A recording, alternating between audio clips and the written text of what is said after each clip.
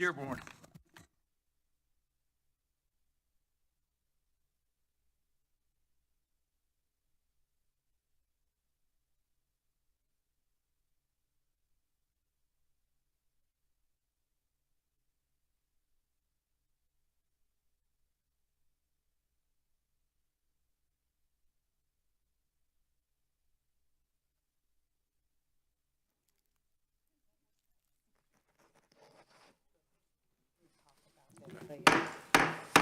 Good afternoon.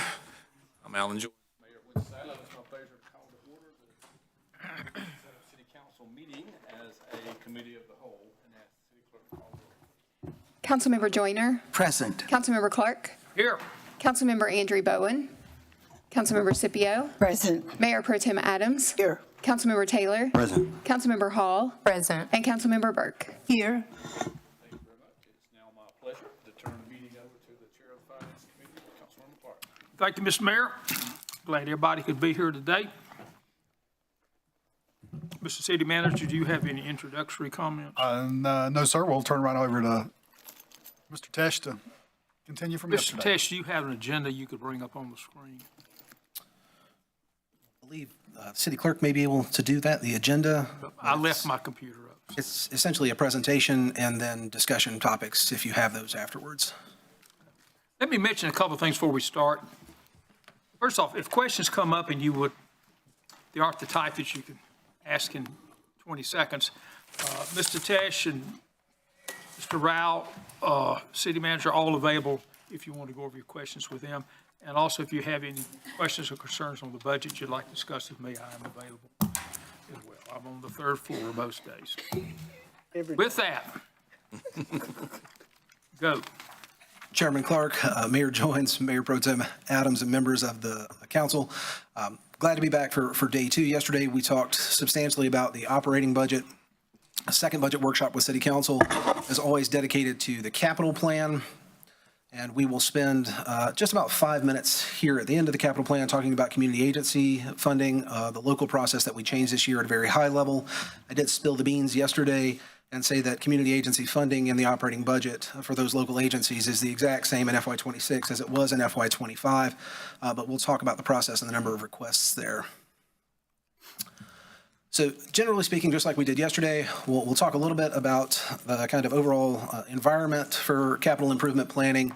We'll go through a summary of the proposed capital plan by service area, looking at individual projects of note in those areas, and then talk about the unfunded section. Again, we have an unfunded section in our capital plan that for many years has shown a lot of transportation projects as unfunded, ones that even if we had money and staff to do, you couldn't get to in many years. But we're going to talk about what the future of the capital plan will look like going forward after this year and potentially trimming back some of those unfunded requests or unfunded projects that realistically staff would have no capacity to get to in the next 10 to 20 years, even if they wanted to. Having said that, so current capital environment, last year when we did this, we started with a slide similar to this as a reminder of the amount of debt that the city has authorized in general obligation bonds, limited obligation bonds, and 2/3 GO is another form of general obligation bonds. And so you can see since 2014, more than $400 million worth of authorized projects have been out there. And in terms of unobligated funds, this is just in debt financing, still more than $100 million worth of those projects outstanding. We'll talk about some of the areas and additional monies that are out there. You heard me say yesterday, more than $200 million. Again, this is simply representative just of one type, or the general government debt that we have. Doesn't include things that we funded with local money or intergovernmental money of a different kind. So just kind of a context note that there have been a lot of projects that have been authorized over the course of the last decade. Staff has also completed a lot of projects. I grabbed just a couple of pictures here, Fire Station 3 as well as Nelson Malloy Park. You can see a couple of bullet points there. We've completed some recreation projects, public safety projects, several sidewalks. In addition, MLB upgrades at Truist Stadium. And we have one example of culvert repairs and stormwater, but there have been a multitude of projects that have been underway and will be in different phases of construction and completion there as well. A note here, as we talked about yesterday, one of the priorities is really to get through the backlog of projects that have been appropriated that you have already put money out for. And so when we look at this capital plan, there's not a whole lot of new stuff in here. A lot of this is concentrating on making sure that we hit the top safety priorities and making sure that we give ourselves time to get through the projects that have already been approved in prior years. So again, looking at that kind of total, how much money has been approved, when you see a total authorized budget of nearly $1 billion for capital projects, please note how much of that is in environmental health. You have approved projects that are in various levels of design, construction, and nearing completion or substantial completion in our city, county, water, and sewer utility. And so when you see an environmental health budget like that, please know that it is representative of all of the water treatment, wastewater treatment, and collection and distribution pipes that utilities has been authorized to rehab and change over the course of several years. Again, as those projects complete, particularly things like the AMI project that's out there and some of the collection system improvement work that they're doing, that authorized budget will go down. But when we talk about money that has been approved, that obviously even outside of that environmental health area, there are numerous amounts of funding for projects. Those can be found in the capital plan for anyone who is watching at home by flipping to the individual sections, and we have a listing at the back of each one of those sections of previously approved projects above $100,000. We do try to exclude in the capital plan some of those really small ones that may have already been completed and there are small balances outstanding. Another way to look at the same thing is just a bar chart with the light blue being the remaining balance that's not encumbered or obligated. Again, what you see here, the vast majority of it is in environmental health, most of that being in our utilities department, in water and sewer, and a little bit in solid waste. But there are a lot of transportation projects that we have provided funding for that are still out there. And we'll note many of those as we continue to go through, but those tend to be the two largest areas where we have outstanding projects.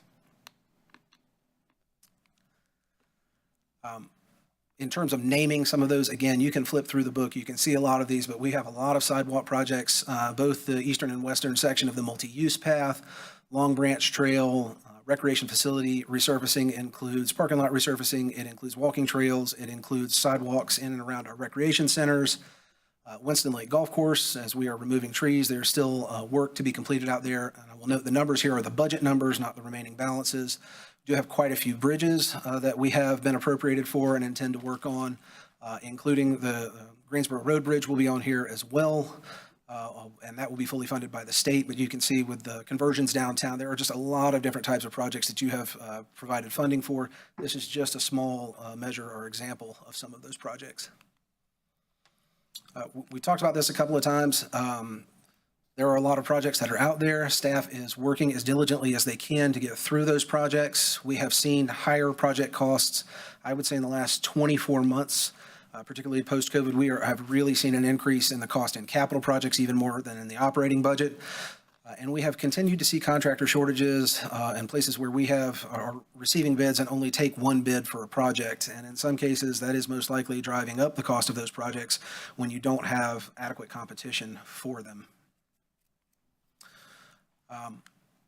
If you look at the last 3 years, these are all projects that have come back to the city council in one form or another, or that we have added money to. So to give you an idea, when we say projects are getting more expensive, these are individual projects, and the amount that you see there is the amount of local funding that we came back for these projects.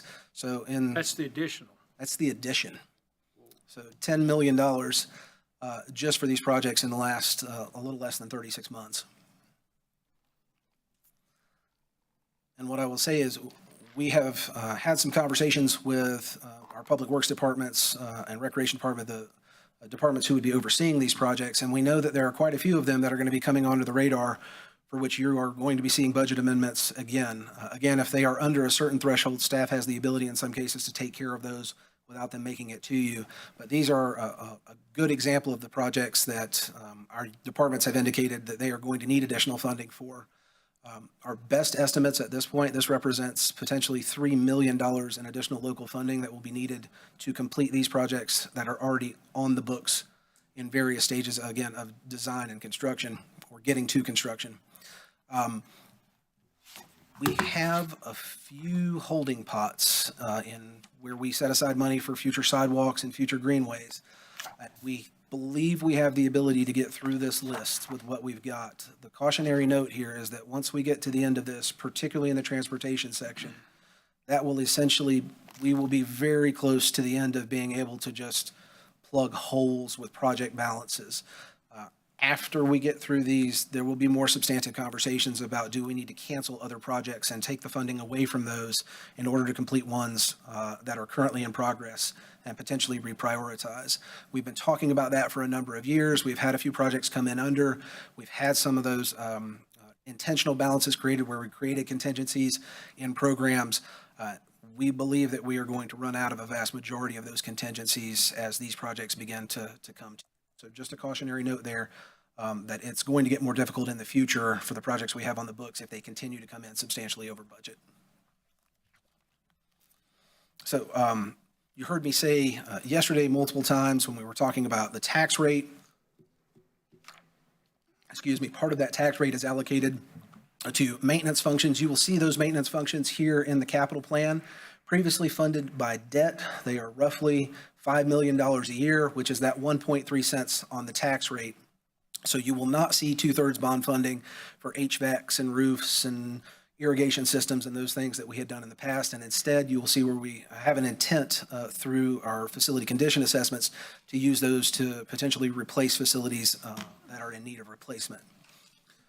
We talked about using completed balances, potential shortfalls after those projects that we just looked at becoming more difficult to fund in the future. And again, there was $800,000 as we presented yesterday for a facility condition assessment. You're going to hear me say over and over, we have an intent to use those facility condition assessments to drive a lot of the money that we're going to put in terms of some of the maintenance pots, but really to drive what our FY27 capital plan is going to look like as we start to prioritize those large maintenance projects and complete replacements of older facilities.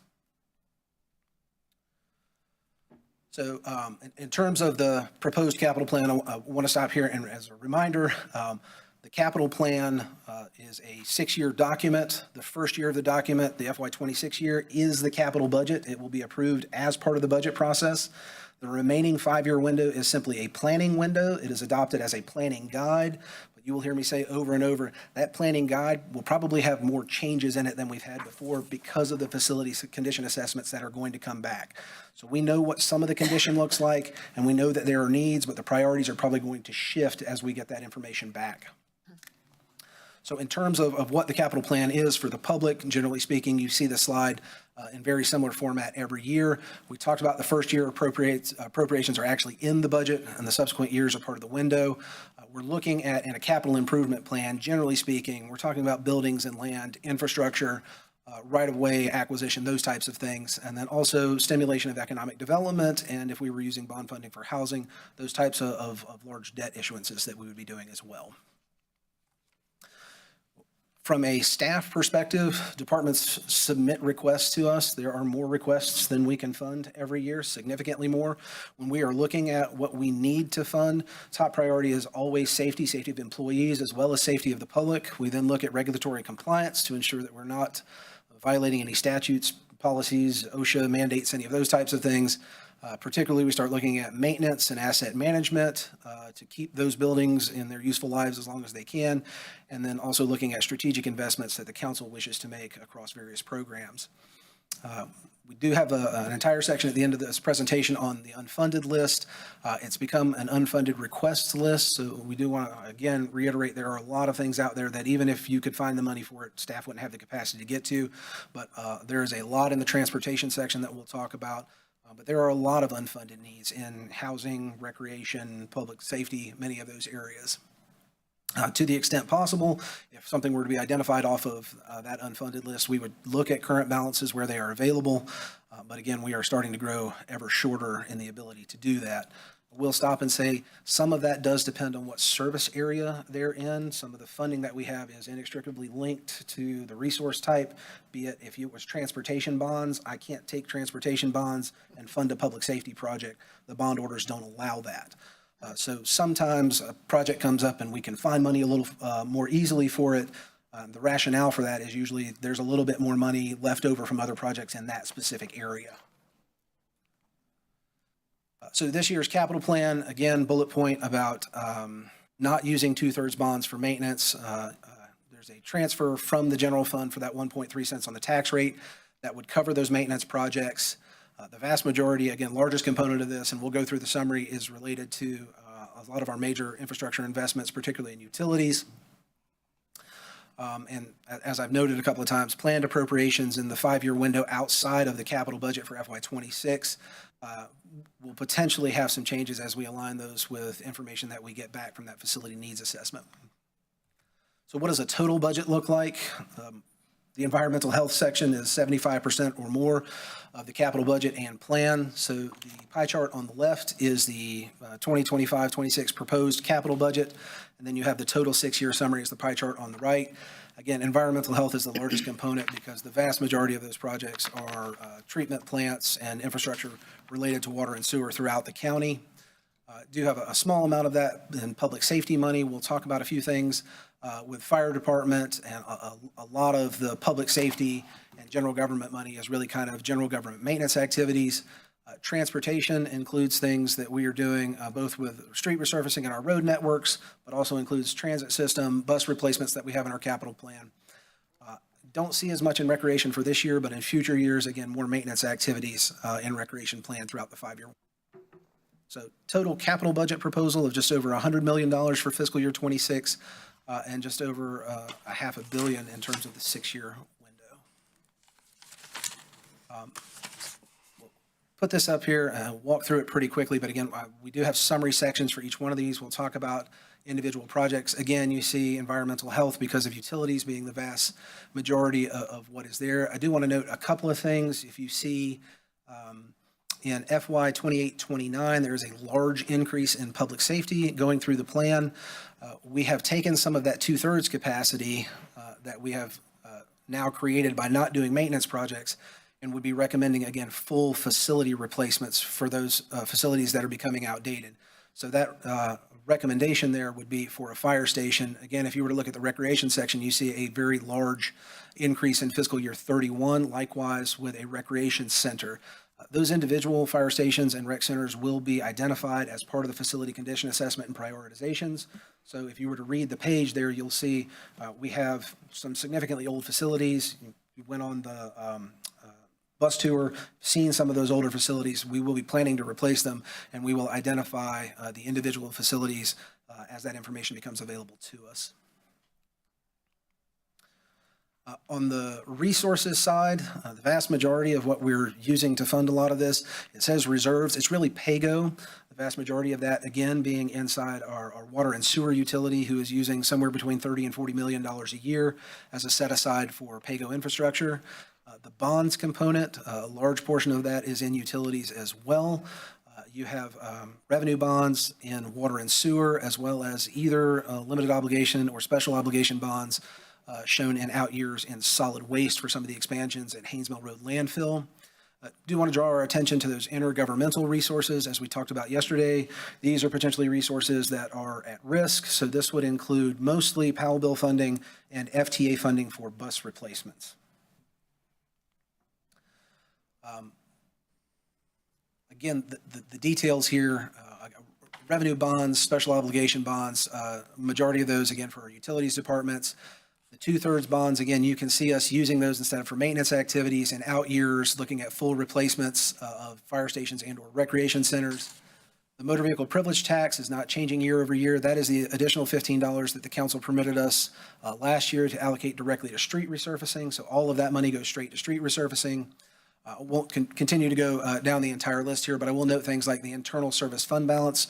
We are funding the HRIS project itself as a multi-year project with cash reserves. And then also you can see the amount of cash reserves there in water and sewer, again, ranging from 32 to 40 plus million year over year. The Winston-Salem Transit Authority Fund, this is the appropriation for the city's 20% match of the Transaid and fixed route buses that we would intend to purchase. So looking a little more in detail at individual sections of the capital plan for public safety for FY26, $2 million. What you will see in facility renewal, this is really kind of the major maintenance pot. Again, think of those roofs, HVAC units, things of that nature. We have been moving around a lot of money to hit priorities. An example of this would be in the fire department, where we found there were roofs at several fire stations that were leaking and were in need. And so in many cases, we are putting money back in those pots where I would have told you what the property maintenance was going to do with that money last year, but they recycled it and used it for those roofs that were emergencies. So in some cases, we're actually refunding projects that we thought we were going to get to this year that we might not get to until next year. To the extent possible, when we get those facility condition assessments, this again is that prioritization game of wherever the largest needs are is where property maintenance is going to be allocating those money across public safety, general government, and recreation. We'll talk about the police holdover lot here. I've got a slide specifically for that one. We do have the continuation of fire gear washing equipment at multiple stations in the fire department so that they can take their turnout gear and other things, wash them, get those chemicals off of it. They don't have to take that home. That includes a larger amount of money. That includes not just buying those appliances, but in many cases, we're having to dig up concrete, run conduit and water and those types of things. So they can be mildly substantial projects just to get the utilities in place for those. And a couple of fuel tank replacements at older fire stations as well. The police department did bring something to the city council about this holdover lot. My memory is failing me as to whether it was to this new council or the prior council, being before that December timeframe. The picture that they had showed a very large crack at the entrance, and so there are some infrastructure problems. This is on an old landfill site, and as that landfill starts to settle, they are experiencing problems with the facility. So again, this is one of those safety things. We are appropriating money to be able, hopefully, to find a spot to relocate the police vehicle holdover lot. These are all stolen vehicles or apprehended vehicles and that type of crime? They are all involved in some way or another with some sort of investigation, is my best understanding of that. Yes. Thank you. And I apologize, Chair. Going back to the washing stations for the fire and understanding that we're going to have to maybe do some infrastructure improvements to make it what we want it to be, compliant. But in those washing stations, Mr. Tesh, are we dealing with contaminated water or anything that needs to be separated from going into our public sewers or anything? That is a question I will have to get you information back on. I am not aware of the water contamination levels that come out of that and whether it is treated in any way before it is released back into the sanitary sewer system. That's something I'll have to get you some information on. Thank you. Yes, ma'am. Moving to environmental health projects, again, when we look at this, we're talking about the water and sewer system. So you see multiple projects north of $10 million related to capacity improvements, collection system improvement program, that is wastewater collection, the brown water. There are some road widenings the NCDOT is doing that have utilities relocations associated with them. And you do see Haynes Mill Road landfill, phase 3 there, and a few smattered stormwater projects, but the vast majority of the environmental health section is making sure that the capacity exists and that the pipes are upgraded, as well as the facilities in our water, city and county water and sewer system. On the transportation side, largest amount is street resurfacing projects, again, funded by motor vehicle privilege tax and the Powell bill funds that we've talked about multiple times, as well as a little bit of general fund money. You do see substantial amounts. This is the full cost of the bus replacements. Again, only 20% of that is what we would pay the federal government. Hopefully, we'll cover the other 80% for both fixed route and TransAid. The other amounts are smaller amounts allocated from our motor vehicle privilege tax to pedestrian and non-pedestrian transportation projects. They essentially go into holding pots, and some of this money is how we are funding that potentially $3 million worth of things that we know are coming down the pipe. So there are a couple of holding pots where we've said we want to set something aside for greenways. There's greenways coming. Once we exhaust it, there are very small amounts that get reloaded into these every year, and so that's why in future years you really won't have as much capacity once you've exhausted those. We've talked about street resurfacing multiple times, again, funded by Powell bill motor vehicle privilege tax and local money. The bottom right bullet point is probably the most important one. I do believe, and I'm going to look towards Assistant City Manager King here, in the next month, our Field Operations Department should be bringing you the assessment with those pavement condition ratings and having some discussions about which street segments we may or may not prioritize. All of that, again, is probably subject to this total Powell bill funding mechanism at the state, but that assessment has been completed. We know the condition of the streets and can start more proactively resurfacing and rebuilding those streets that are in the worst conditions.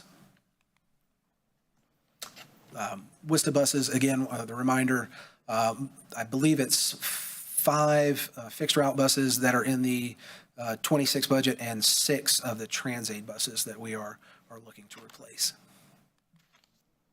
From a recreation perspective, again, you see recreation facility renewal, the prioritized maintenance pot for property management, recreation facility security improvements. The Recreation Department did have as one of their highest priorities several areas that they were looking at for additional security cameras, call boxes, alarm systems for public safety and security.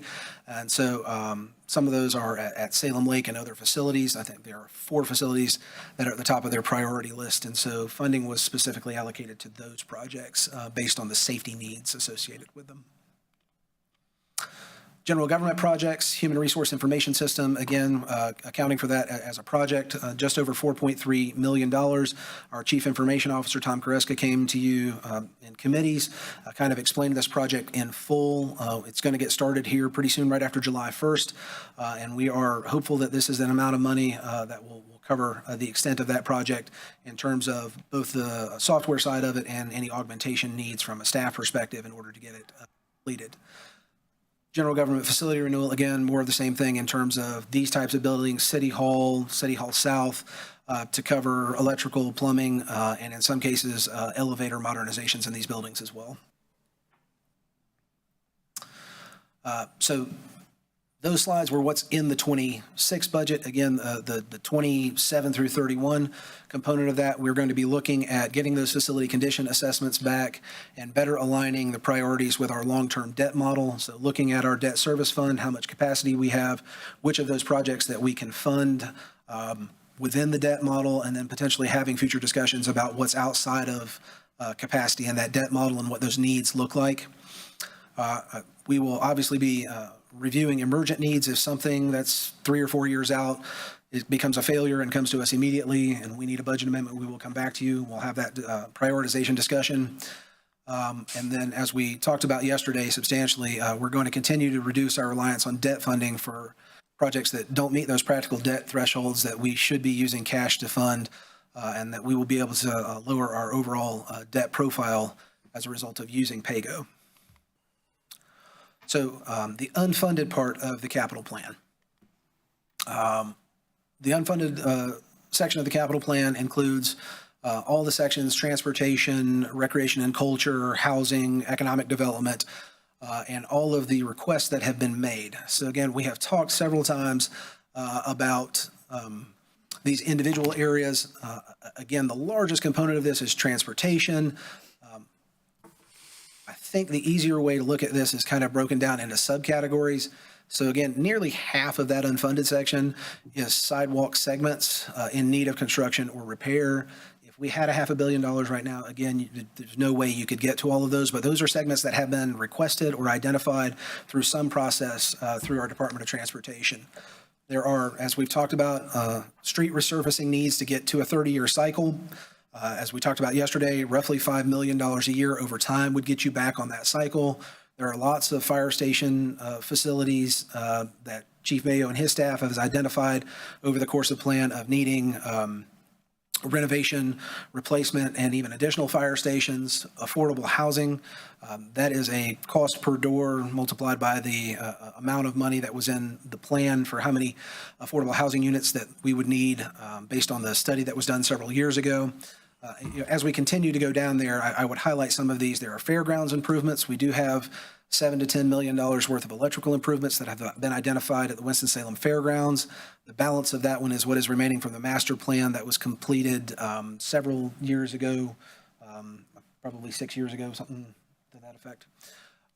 Bike and pedestrian projects, We do have some requests to do additional solar projects. Those are things that we would need to look at, prioritize the locations for, and then come back to you with where those might be in future capital plans.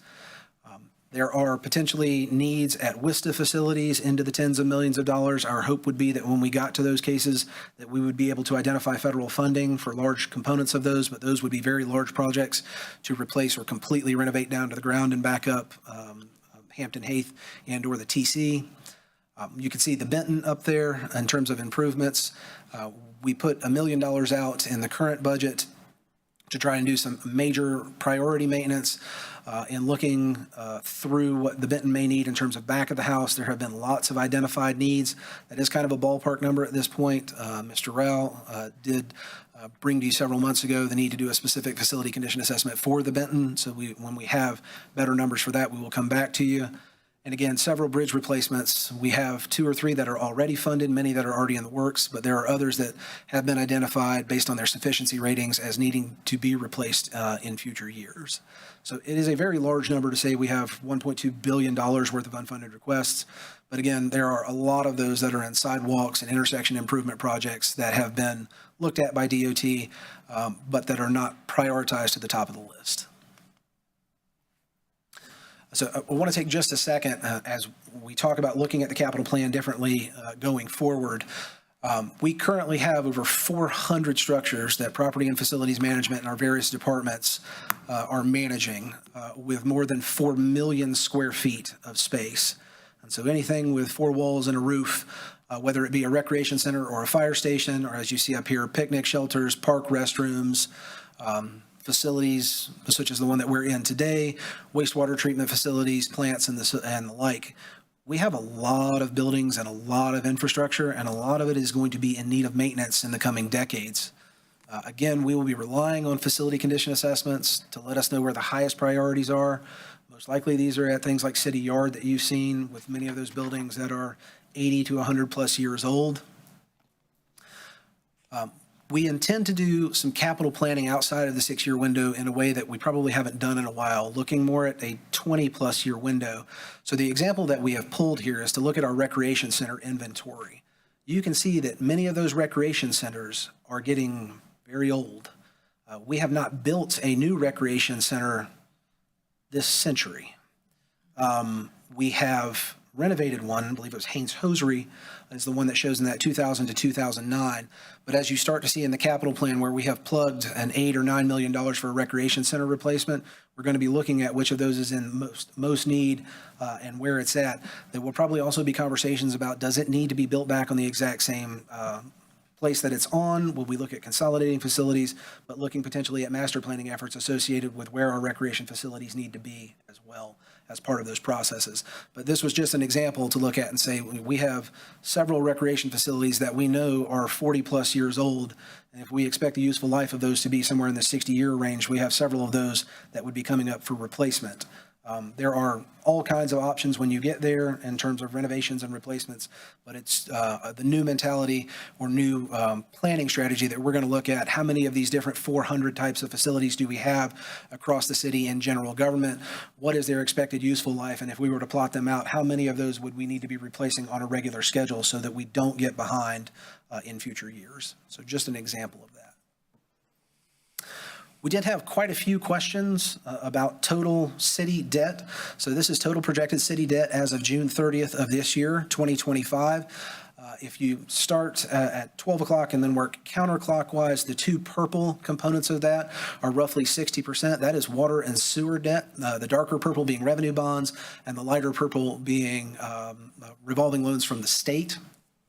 Again, you can see our general government debt in terms of general obligation bonds and limited obligation bonds. And then we have the equipment there at 22 million.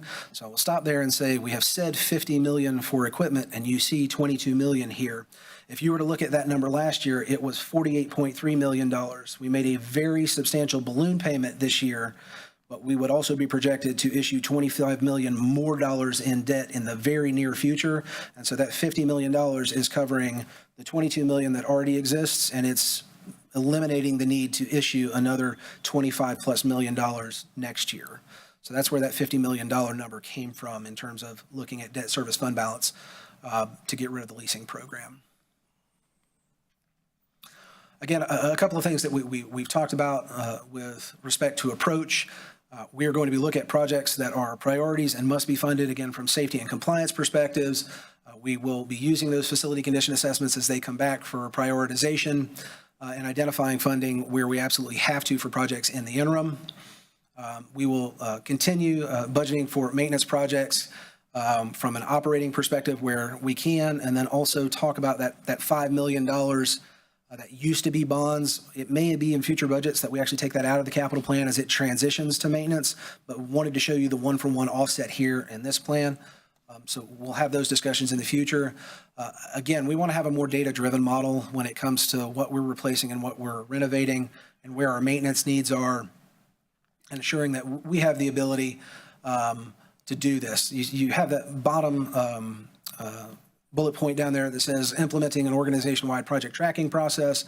The city has lots of projects. Utilities has an Esri-based project tracking system. We have used one before for a lot of our bond projects, particularly in 2014 and 18, to show those. And so we'd be looking at identifying some sort of tracking process, if not for every project, at least for the ones, the major projects that are of most consequence to the community, so that we can update that on a regular basis and provide project updates back to our residents.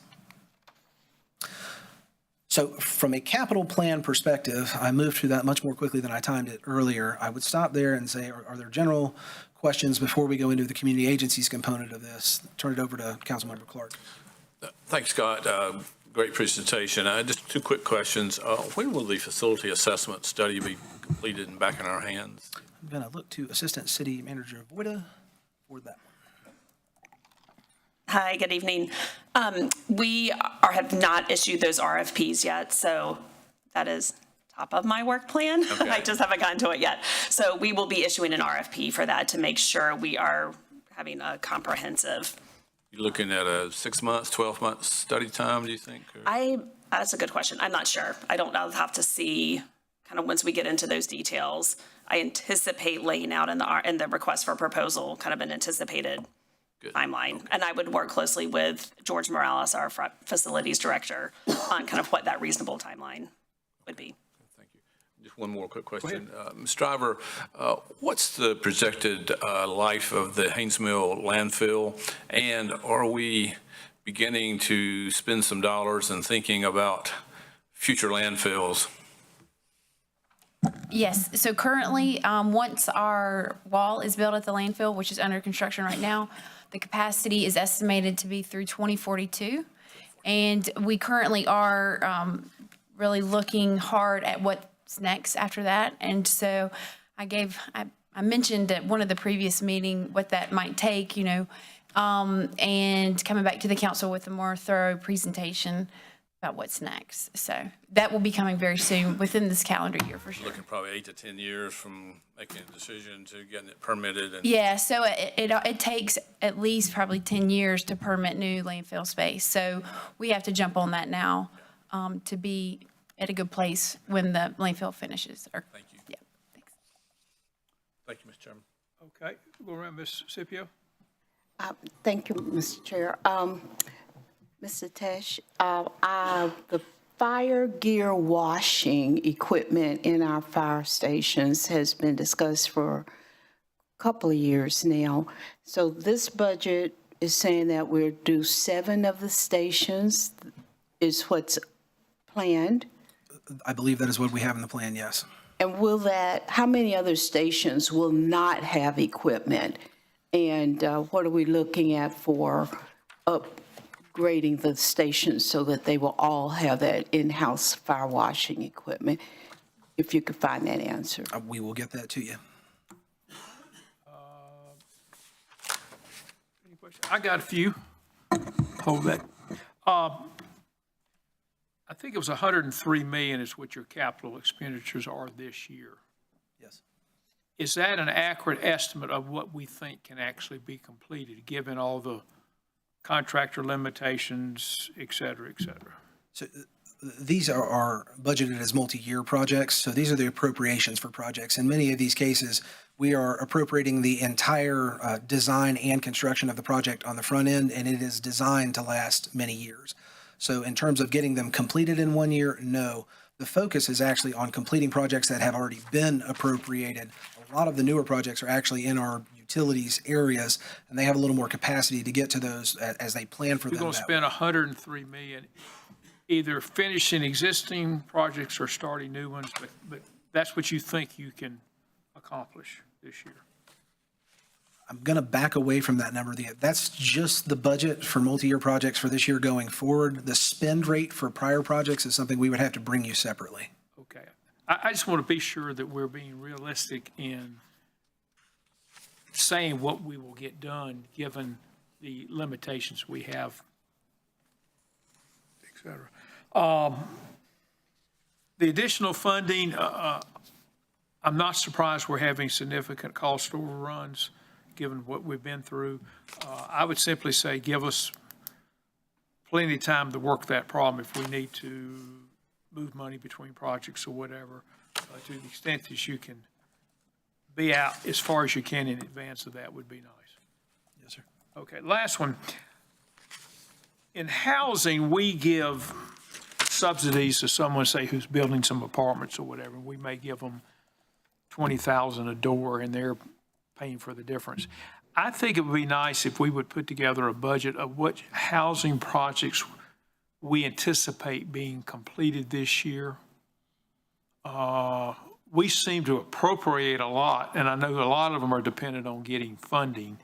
And whatever it is, the North Carolina Housing Authority that gives out the money, we might have 4 or 5 folks apply for the same pot of money, and 1 or 2 may get funded. But I just want a realistic assessment of how many additional units we think we can help bring onto the market, understanding that we're just a small cog in the big picture there. I guess you used the term in the very first slide, unobligated. To me, there's a difference between unobligated and unencumbered. For example, the 2018 bonds, you still have millions of dollars left. Is that money that's looking for a home, or is that money that's been called for and we simply haven't gotten around to spending? And I would consider that obligated but unspent. But when you used the term unobligated, what did you mean by that? When I use the term obligated, it means we have issued a purchase order and we have recorded an encumbrance in the finance system for it. We have an official financial obligation for it. The vast majority of those projects are allocated to something. Allocated but unobligated. There we go. Okay. Yes. So when I say unobligated, it doesn't mean it's just sitting there in a pot with nothing going on. There are very few of what we call those holding pots. The vast majority of that is allocated to a project. They just have done design. If it's a $10 million project that had $1 million design contract, $9 million of it remains unobligated because we've not issued the PO for the construction component of the project yet. Last question. Ms. Latham, we just approved probably in the last 20 days, you're getting ready to sell, I thought it was about $40 million worth of bonds, something like that. Good afternoon. Yes, $44 million in limited obligation bonds. They're all limited obligation bonds. Yes. And are they in some of those categories that he showed? I did see that up there. We have spent about $12 million of the $44 million. So we will be reimbursing ourselves for $12 million that has already been spent. And we have many of those projects that are in design and moving forward. Okay, but can you bring that chart back up that showed the different sources, revenue, GOs, and the 2/3 and all that?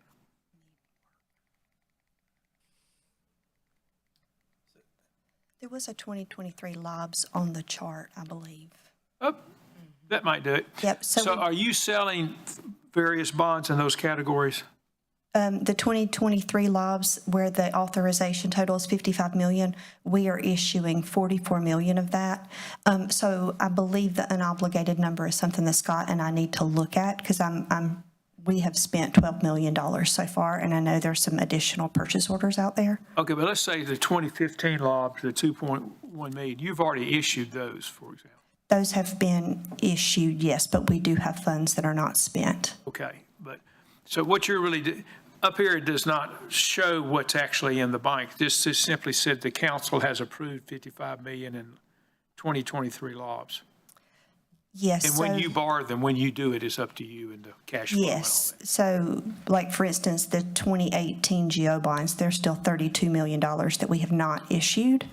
And that's the other really large item, that and the 2023 lobs. There's a small amount of 2/3 that we haven't issued, How much of the 2018 have you not issued? 32 million. And you will issue those as we spend that down and you need the money for it. Yes, yes, we're currently looking at kind of timing on that issuance and whether we'll be ready for that in FY '26. And I know I'm mixing apples and oranges here between what's been appropriated and what's actually been sold, but I just want to get a feel for that. Okay, thank you. That's all. Keep going. Oh, excuse me. I'm sorry. I apologize. Mr. Tesh, is there any way you could get us a chart of what other cities' general government debt looks like, what you're presenting to us? Because, you know, everybody think we're just swimming in money or we're swimming in spending money, but this is part of what we do is government. So if you could get that of our sister cities, I think it'd be helpful for the council to get an eye view of who else is doing the same thing and at higher levels than we are. We have shown that data in the past. Our financial advisors pulled that. Ms. Latham probably has access to it. We will get that to you. Thank you. Ms. Hall? Thank you. Mr. Tisch, thank you. I was trying to take notes, but there was one thing in particular that you mentioned that struck my interest, and that was, I believe, around doing an assessment of recreation centers and their usage, and then possibly pairing that with a larger plan, possibly in the future. It may be near future, it may be long-term, about just trying to find out whether or not that is the right place for them, or if rec centers are properly being utilized in certain parts of the city. That will be a part of a larger plan that you said, or maybe the facility condition assessment will also help to recognize that. I presume you would pair the condition assessment with usage, and then from there make a decision on maybe even whether or not it makes sense to continue to have usage of certain recreation centers. So the facility condition assessment would give us just that, the condition of the current facilities. What I was remarking to is the potential need for a future master plan, as we have a lot of those aging facilities, to look at where they are currently located, and do we want to continue to have them in those locations? Do you want to consolidate? Would you want to rebuild them to include additional amenities that were not included in the 1960s and 70s? As you look at, Kernersville has recently built a recreation center off of Union Cross Road that resembles more of a YMCA. Durham has a model where they have things that have weight rooms in every one of them. I think there's an idea there of what do you want those facilities and amenities to look like? Where should they be? So there's the condition of the facility, and yes, there's a linkage to where should they be placed in the future. I think we'll have to meet the immediate maintenance needs of the ones that we have, but there will need to be discussions about where do we want our assets to be, and how do we want to propose those amenities for the future, and what they look like when you build a center like that. Where do you want it to be for the next 60 years? Mm-hmm. Thank you. I appreciate that. Okay, any other questions, comments? Okay. All right, I apologize for anyone walking at home. We're about to do the blur again. So we will spend just a few minutes here talking about community agencies, and specifically the local community agencies process. So we came to the City Council in August and talked about bifurcating the federal and local application processes, specifically because the local money does not have the same strings that the federal money does, and the application for HUD funding requires a lot of additional information and exhibits. And we had heard from a lot of our community agencies that they were struggling with these 10 and 15-page applications. So we wanted to create an easier application process. We talked about this again in August, but you can see the green check marks here. We did separate the local, and when I say local, it'll be our general fund and occupancy tax fund agencies from those other agencies that are essentially HUD funded. We did significantly shorten the application process for many of those smaller agencies. In the past, we have also reduced some of the financial reporting requirements to what some of our other peers have done for those who are being granted less than $50,000. We did do staff scoring, so we talked about the Community Agency Allocation Commission or committee that had previously looked at some of these that had struggled for years to reach a quorum and to provide additional details. So we did have a significant staff review of these for all of the applications that came in. One of the things you heard me say yesterday, again, we are administratively moving non-housing related agencies out of the Housing Finance Assistance Fund to put them in the same pot that we have with everyone else. Again, just doesn't make a lot of sense for some of those agencies that don't do housing to be in one of our housing funds. And then one of the things we talked about in August was using the FY26 budget as a year one to look at a per capita growth model in future years. So increasing community agency funding in future years based on population growth. And so we can set that as a base year and then have discussions obviously in 27 as to whether or not that is something that we want to do. On the local side of this, I'm going to focus on what the local side of this. The HUD-funded agencies actually came to you as part of the Consolidated Housing Plan that has already been through committee structure, and so this focuses specifically on those that were asking for general fund money. I will say, as part of the process this year, we did have a few folks who found themselves in the wrong bucket, and so staff worked together. If you accidentally did the federal application, we pulled it over to the local side. If you accidentally did the local one, we made sure that you got to the federal side. But for those that were intended to be locally funded, we received 50 applications. Generally speaking, you can see very small components of them in arts and travel, some of those being our occupancy tax funded folks. Business and innovation, so those are things like the Center for Creative Economy, Winston Starts had an application, and then there are quite a few agencies that were new this year that had some component of what they called job training or workforce development, and I will use those terms very broadly as I think some of those are buzzwords, and you had a lot of organizations who were showing that they were trying to get into multiple areas. And so they had projects that did wraparound services and job training, workforce development, mentoring services, those types of things. So for the best part, we've tried to get the ones that were just job training or workforce development in that kind of business and innovation category. And then the ones that were more holistic in nature fall more into that housing, homelessness, and human services category. As you can see, the vast majority of what is being requested is in housing, homelessness, and human services, and really it's in the human services front. There was one organization who was requesting funding for land banking for affordable housing, a few different sheltering type activities, but the vast majority of that is after-school programming, education programming, STEM programming, opportunities related to economic mobility, those types of things. So the vast majority of that funding is really kind of a human services piece.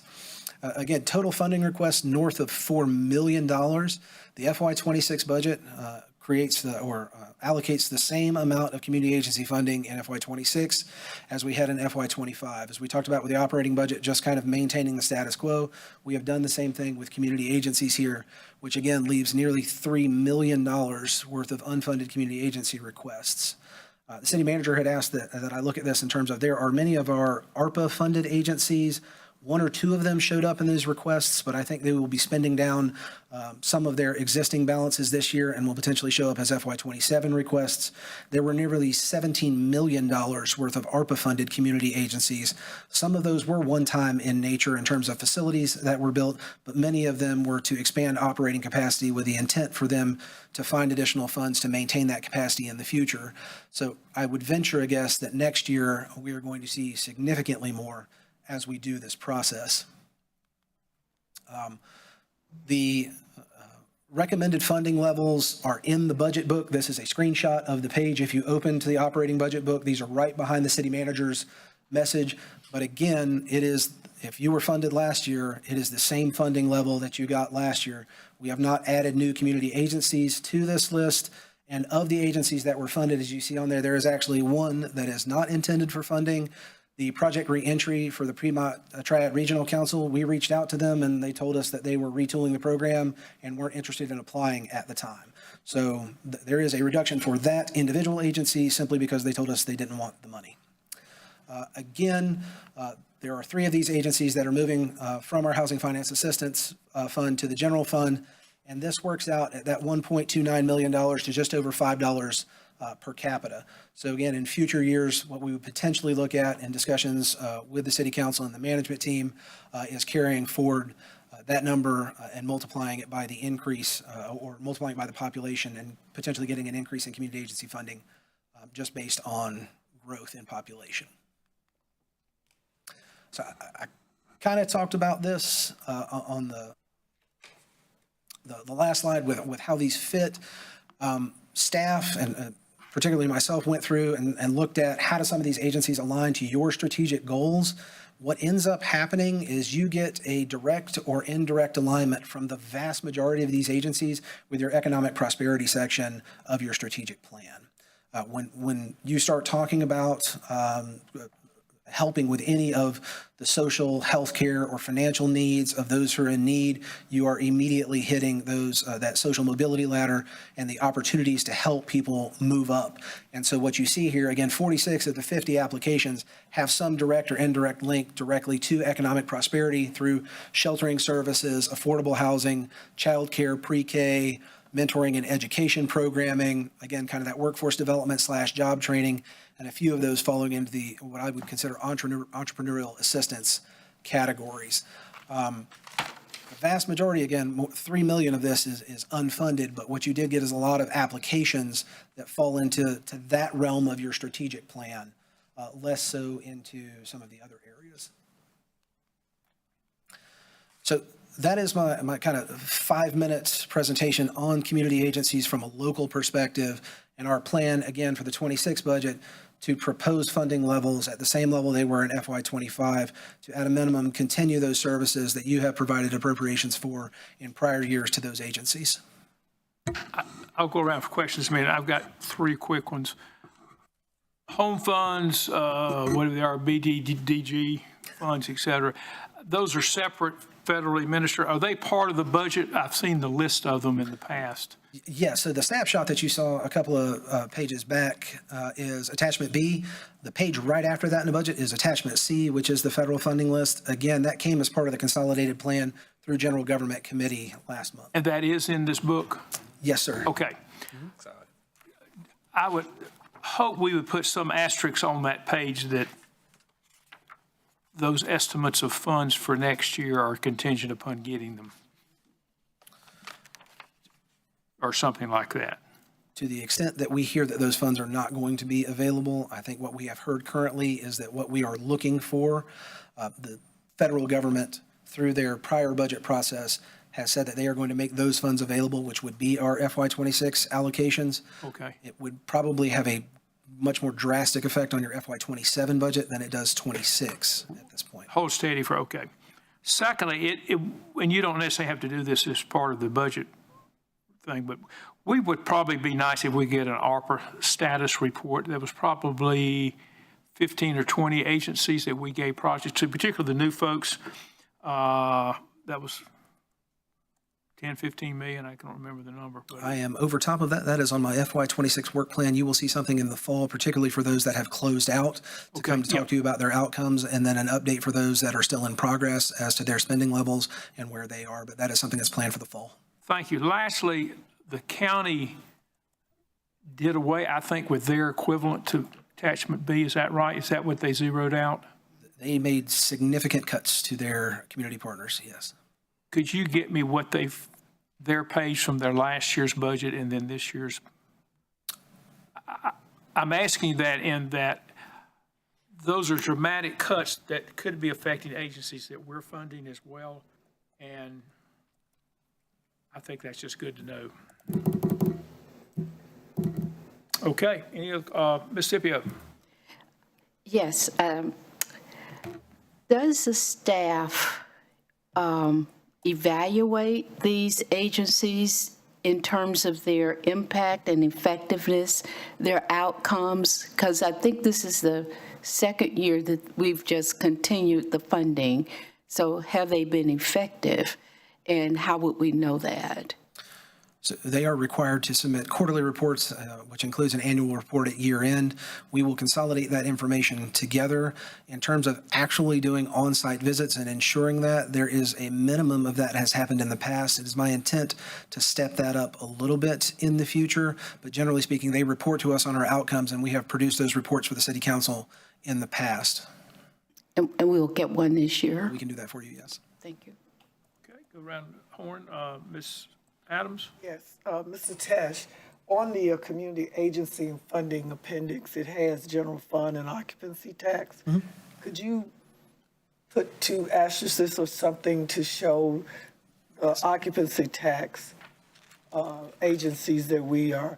And is all of it lumped together? Or I thought in the past we separated and showed, and maybe it's in here and I haven't gotten to it yet, but the occupancy tax and general fund.